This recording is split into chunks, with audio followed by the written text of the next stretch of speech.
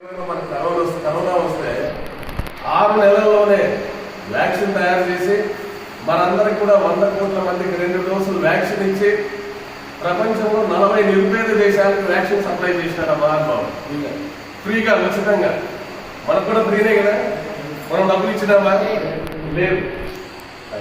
కాబట్టి ఆయన వివేకానందుని మరో రూపమే అని మనం చెప్పుకోవాలని రోజు మీరు గమనిస్తున్నారు.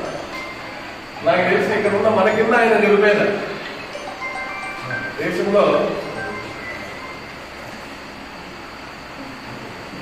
3 సార్లు ముఖ్యమంత్రి అయినాడు, 2 సార్లు ప్రధానమంత్రి అయినాడు.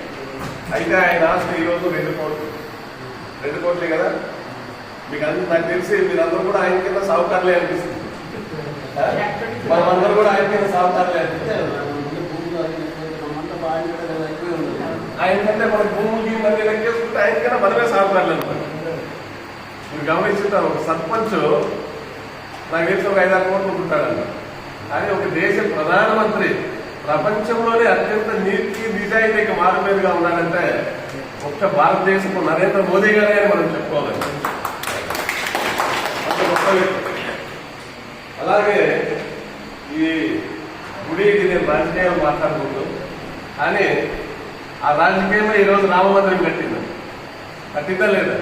కట్టింది. కాబట్టి అటువంటి గొప్ప వ్యక్తి ఒక టీఎంఏ స్థాయి నుంచి చాయ్వాలా అంటే మనలాంటి వ్యక్తే కదా, మనలాంటి వ్యక్తే కదా.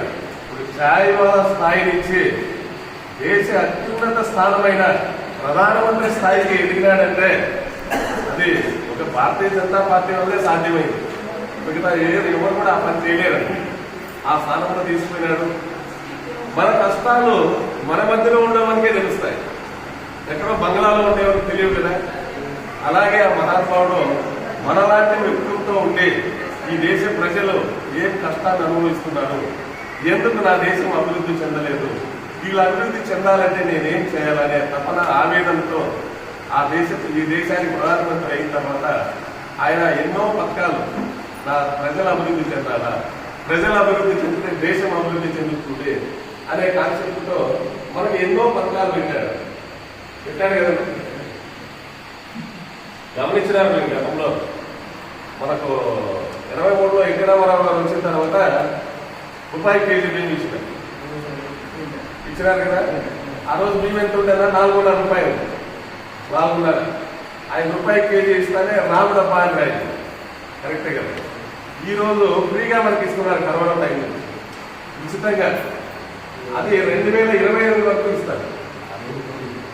ఈరోజు 60 రూపాయలు, 70 రూపాయలు బియ్యం మీరు బజార్లో కొంటా ఉన్నారు కదా.